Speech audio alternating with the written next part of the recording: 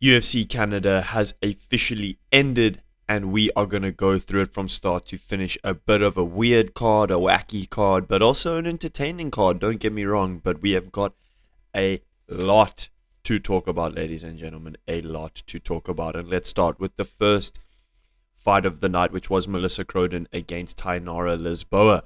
I went with Lisboa, and she got outworked. It was a close fight, though. It was a very close fight.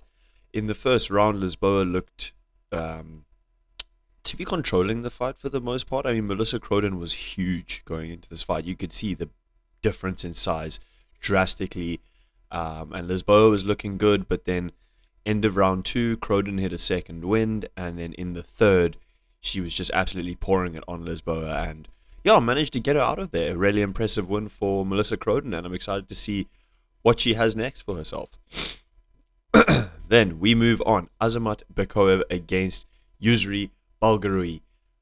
No one saw this coming. I did not see it coming. Okay, obviously some oaks did back Balgarui in this one. I was not one of them, though. I was very surprised to see Azamat Bekoev get finished by Yusri Balgarui.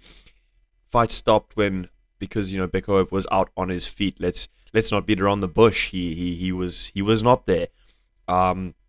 It was a really competitive fight. Bekoev tried to get his wrestling going.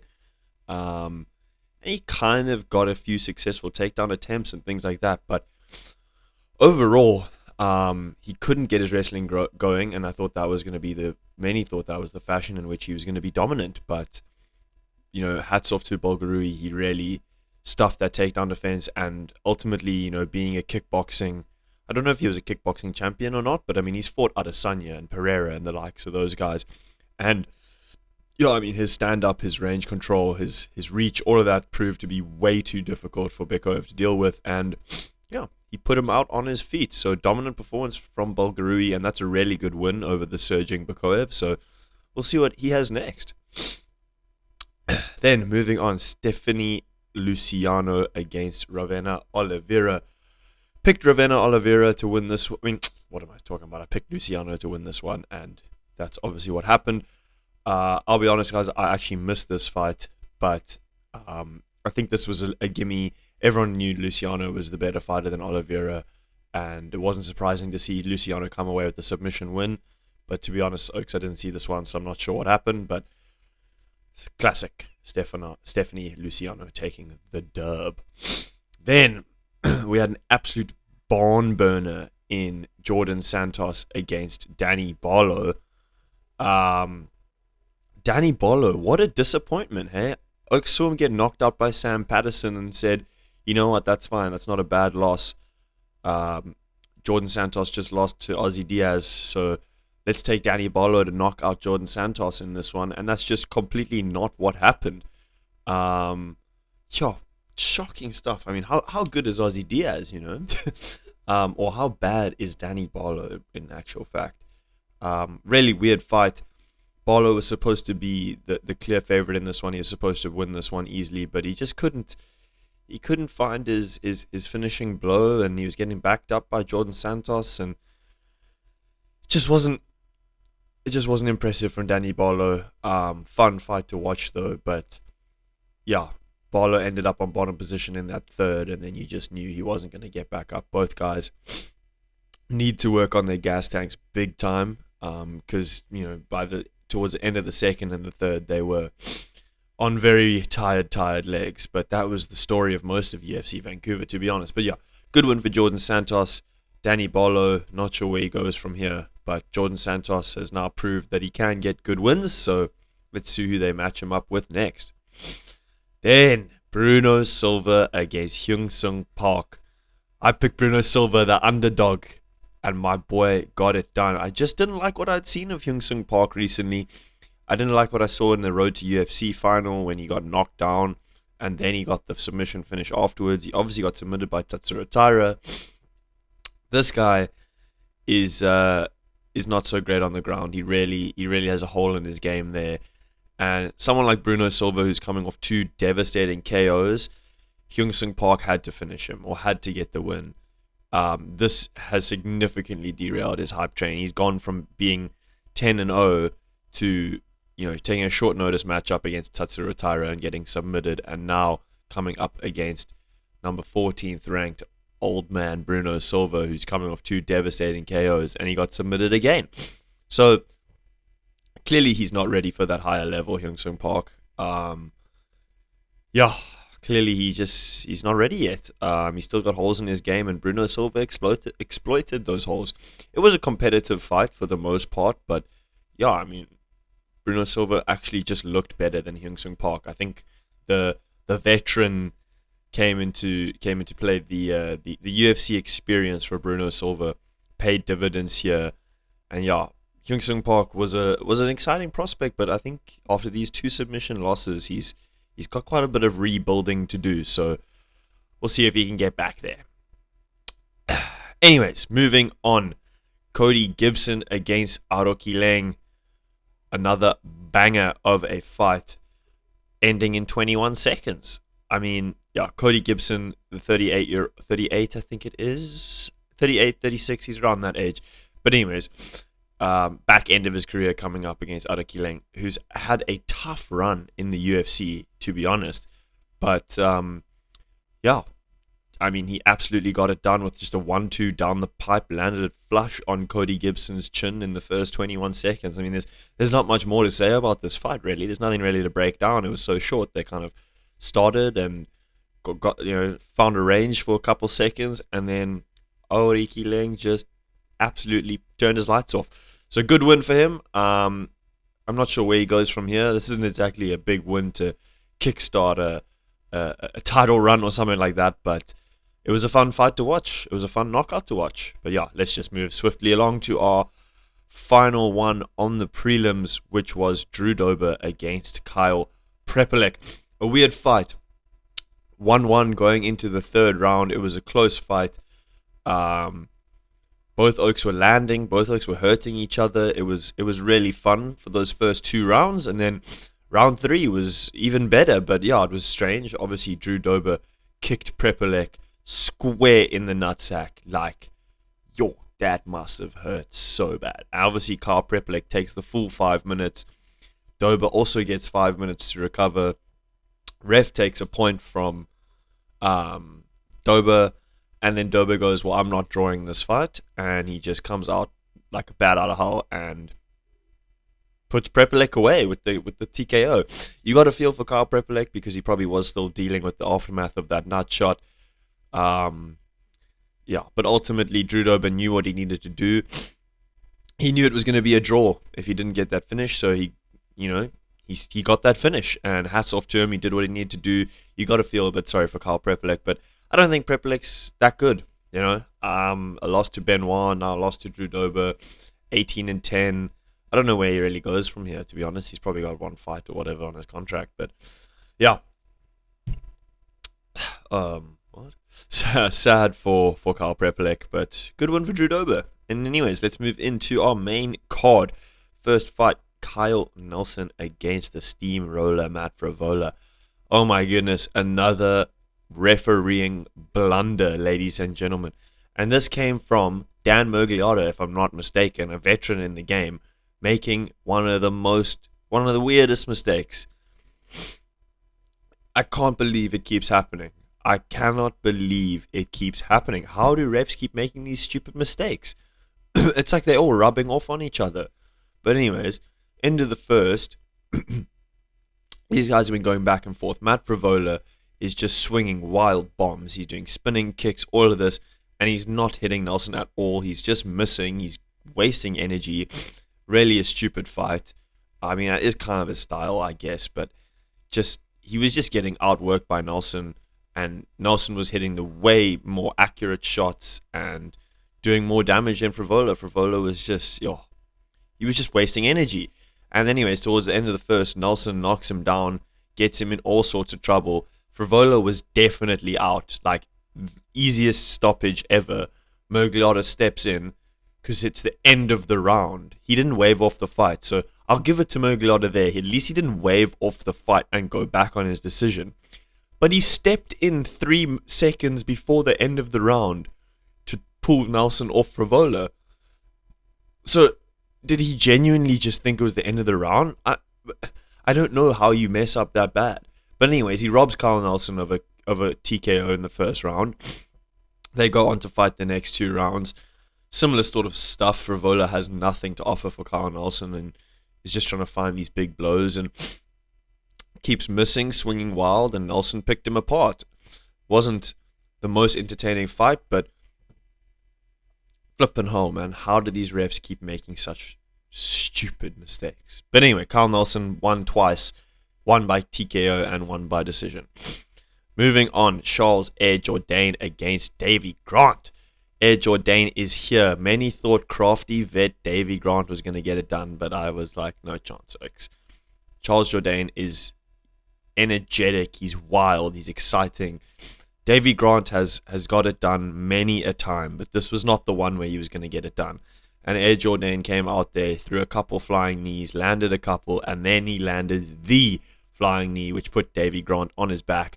Don't know how it didn't knock his lights out instantly, but then anyways, Jourdain hops on the guillotine, and he knew he had it straight away, ripped a little as he had the guillotine. He knew he had it. It was lights out for Davy Grant. Gets the tap in the first round.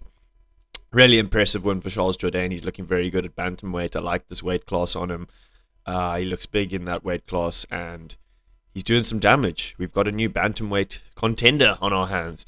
Don't know how many fights Jourdain necessarily has left in his career, but I think he's going to give it a good shot to get up there to the top. You never know.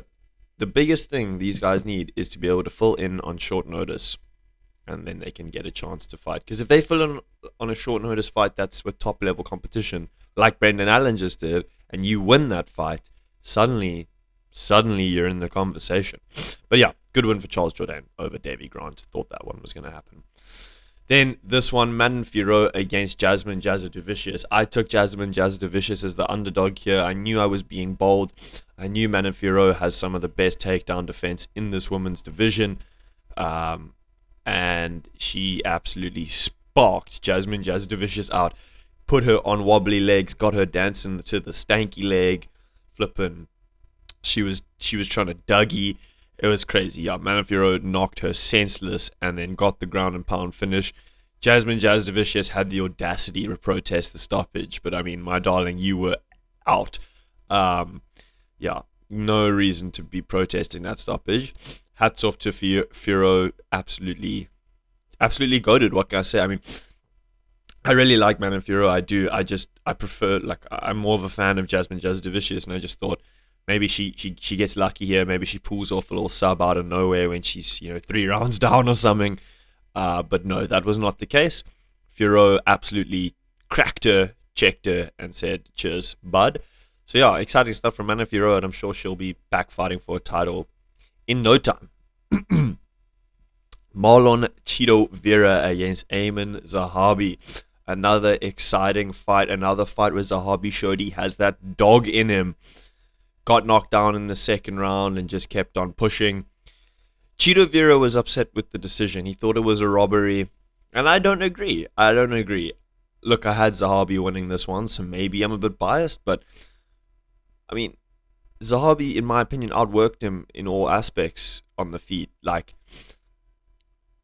I don't even know. It was a close one, but the reality is, in most rounds, the way Zahabi would steal those 2 rounds that he won in the fight was because he would just go up to Chito and just throw combos, load it on him, just like body shots, head shots, hooks, straights, all that. Like, he was just active. He was pouring it on Chito, and when it got down to that, that's where he won. That's where he got the win, is because he just outworked Chito. If you look at the striking differentials, he outstruck him by what, like, what's that, 50, more like 25, 30, 25 strikes.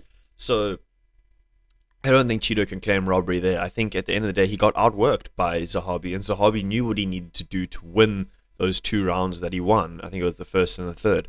He knew what he needed to do, and he did it. So I'm not upset about the decision, and a really good win for Ayman Zahabi. He doesn't have much time left. He is, I think, 36 years old. So yeah, he's gonna have to try find his way up to the top soon, but he's earned himself a good win. A win over Chito Vera in that bantamweight division means he'll get a good match up next. So I'm excited for him. Ariel Helwani. And our co-main event. Oh my goodness, what do I even say about this one? Kevin Holland against Mike Malone. I picked Kevin Holland. And let me tell you something. Kevin Holland would have won this fight if Mike Malone wasn't a cheating, dirty scumbag who kicked him in the balls twice. Honestly, I'm sorry. Kevin Holland would have won this fight. You gotta, like, those nut shots changed the trajectory of the fight for sure. Holland had a great first round. Then Mallow says, no, I need to win this fight in Canada. So he just scops him in the balls twice. Disgusting behavior from Mike Mallow. Yeah, but honestly, yeah, I know I'm coping, as they would say, but Kevin Holland would have won this fight. Those nut shots changed the trajectory of the fight. He already outstruck him, with significant and total strikes. I don't even know what to say. Mike Mallow wasn't better than Kevin Holland on the day, but I think getting kicked in the balls changed the trajectory for Kevin Holland, and I don't know why Mike Mallow didn't lose a point. How is Drew Dober losing a point for one nut shot, and Mike Mallow isn't even losing 1 point for two? It's ridiculous. It's another inconsistency in the refereeing. It's like, is there even a rule book for refereeing? I think the rule book is just get in the octagon and decide what you feel like doing. Because there's no consistency, and these oaks just make the biggest brain dead decisions ever. Kevin Holland should have won this fight. He didn't get robbed because, on the scorecards, he didn't win the fight. But he would have won the fight if Mike Mallow didn't just kick him in the nuts. So, bullshit. My boy Kevin Holland's still on top. Whatever. Mike Mallow will get some matchup where he's just going to lose again. Soak's not good. He's not good. And now that brings us to the main event. RDR Rainier de Ridder against Brendan Allen. Oh my goodness, ladies and gentlemen. What the hell happened here? Rainier de Ridder had just an insane first round. Got Allen to the mat and just destroyed him, probably 10-8 for the first round. And I was looking like, oh wow, this is going to be a long night for Brendan Allen. My goodness, was I wrong. It turned out to be the longest night of Rainier de Ridder's career. This brother was getting manhandled by Brendan Allen. RDR gasses in the second after Allen managed to reverse position and lay some ground and pound on him. After the third, RDR basically already quits because he could barely get back to his stool. And then end of the fourth round, after getting manhandled again, he eventually does quit. Just sits on the stool, slumps down, and his corner says, "Can you fight? Are you good? Are you good?" And he is, and then they say, "Cheers, buddy. Towel. Give me the towel." And they throw the towel in. RDR, what are you doing, mate? There's no doubt it could have been the 5 weight cuts in 11 months, which is the reason his cardio was so bad. But why are you doing that to yourself, first of all? Second of all, I think RDR should be in light heavyweight. I think he's too big for middleweight. The amount of weight he's cutting is just destroying him, especially if he's going to try fight 5 times a year. But, is what it is, I guess. And he's just killed his own hype train, RDR. I feel bad for the guy. I really like the guy, and I really thought, like many thought, I thought he was going to go out there and dominate Brendan Allen. But my goodness, Brendan all-in Allen is clearly... Oaks keep sleeping on him, and I am one of those people. I mean, this guy, like I said in the build-up, he's fundamentally good everywhere, but you just don't think he's amazing. He doesn't put on those amazing fights, but the reality is he's got good cardio, he's got good wrestling, he's even got good stand-up, and he absolutely dominated Rainier de Ridder here, out-cardioed him, outworked him in every realm, on short notice. So hats off to Brendan Allen. This guy's he's legit. He's still a weird fighter, in terms of what he does and fighting style and things like that, but hats off to him. He's in the title mix now. He's going to get a good matchup next in the middleweight division for sure. RDR, I don't know what he does next. Quitting on the stool is a really, really bad look. He should have just finished the round or got finished in the fight. Quitting on the stool, not a good look at all for the Dutchman. But yeah, I guess we'll see what happens now. RDR is going to have to fight someone. He's going to have to take a long layoff. That's for sure. I think he's going to need to take a long layoff, and then he'll come back, and I don't know who he fights. I think Fluffy would maul him with the cardio difference. So yeah, RDR's got some thinking to do. Brendan Allen, he's up there. He's gonna get a good shot. Let's do Brendan Allen against Fluffy, maybe even against Imavov, but Imavov might get the title shot. So there's a lot going on now in that middleweight division. But yeah, exciting times, exciting times. Brendan Allen, hats off to you. Renier Derrida, his weight cuts probably killed him, but besides that, quitting on the stool, not a good look. Not a good look. But anyways, ladies and gentlemen, that wraps up the breakdown, the recap of what happened at UFC Canada, UFC Vancouver. It was a fun one. It was a fun card. It was also a weird card. The refs have got to start, being not so dumb. But we'll cross that bridge when we get to it. But anyways, ladies and gentlemen, thank you guys so much for watching, and I'll see you in the next one.